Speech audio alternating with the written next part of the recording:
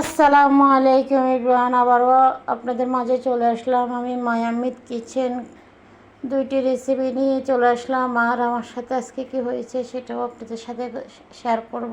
তো আজকে রান্না করব আমি তিত করলা দিয়ে আলু ভাজি করব এবং চিংড়ি মাছ দিয়ে মিষ্টি কুমড়া রান্না করব। তো প্লিজ আমি আজকের রান্নাটা আমি কাউকে দেখাচ্ছি না, আমি রেসিপি দেখাচ্ছি না, জাস্ট আমি কী রান্না করছি সেটাই বলছি। এবং আমার এই রেসিপিগুলো আরও আমার পেজে পাবেন, আপনারা পেজ মেনশন করলে ইনশাল্লাহ পেয়ে যাবেন।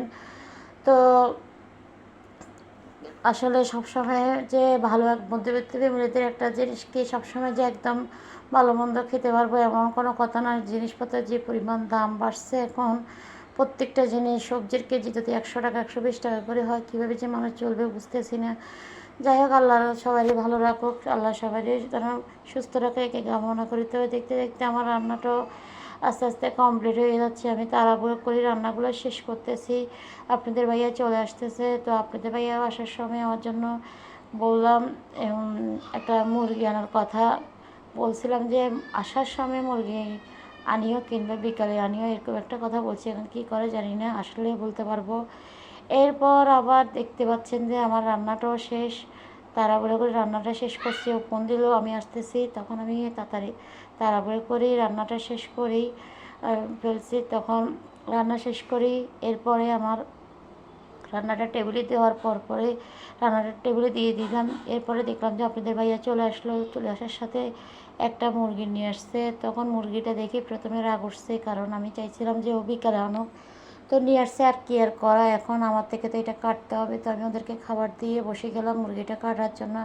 যেভাবে আমি রেগুলার মুরগি কাটি ঠিক ওভাবেই কাটতেছি। আমি যেভাবে মুরগি কাটি আপনারা সেভাবে কাটেন কি না সেটা অবশ্যই কমেন্টের মাধ্যমে জানাবেন। আমার মুরগি কাটাতে ভুল আছে কি না সেটাও কমেন্টসে অবশ্যই জানাবেন। মুরগি আর মাছ কাটতে বসলে মনে হয় যে মাছি মশা অনেকগুলো বেড়ে যায়। কোত্থেকে যে এতটা মাছি মশা আসে জানি না, আমার আশেপাশে মাছি একটা গুড়গুড় করতেছে। তো যাই হোক, আমি এখন মুরগিটাও কাটতেছি, তাড়াহুড়ো করে মুরগিটা কাটি শেষ করব, কারণ মুরগিটা কাটার পরে আমার আরও কাজ আছে, ভাত খাবো।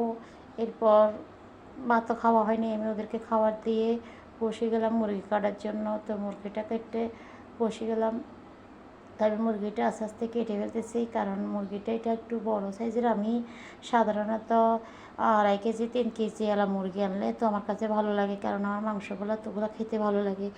1-1.5 কেজি এলা মুরগি আনলে মনে হয় যে খেতে এতটা ভালো লাগে না, একটু কম খাবো, তবু একটু আমার কাছে মনে হয় যে একটু ভালোটা আনলেই খাবো, ভালো খাবো, এটাই চিন্তা করি।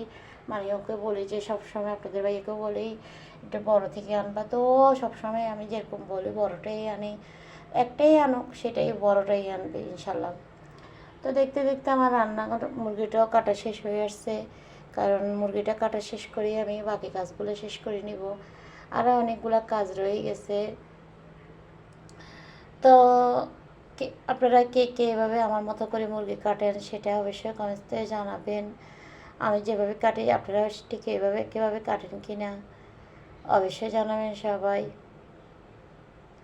আমি যেরকম জানছি যেরকম পারছি ঠিক ওরকমভাবে কাটার চেষ্টা করতেছি, কারণ যেভাবে জানবো সেভাবেই তো করবো আর কি।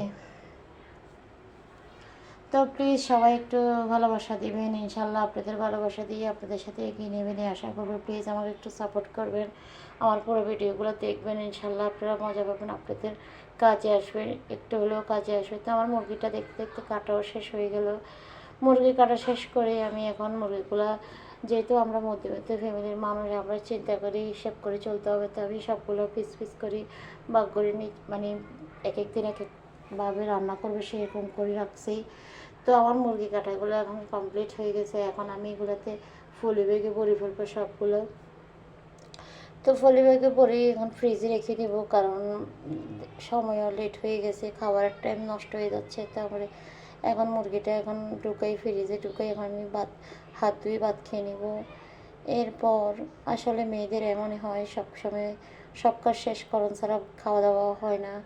সব কাজ শেষ করলে মনে হয় যে খাইয়ে একটা খাবার খেলেও মনে হয় শান্তি লাগে, আর কাজ রাখি ভাত খেতে বসলেও মনে হয় যে অশান্তি অশান্তি লাগে। এরপরে দেখতে দেখতে মুরগি কাটতে কাটতে সময় হয়ে গেল, তো ভাতটা খাওয়া শেষ করিয়ে উঠে গেলাম বিকালের জন্য নাস্তা বানানোর জন্য, পোয়া বানিয়ে ফেললাম।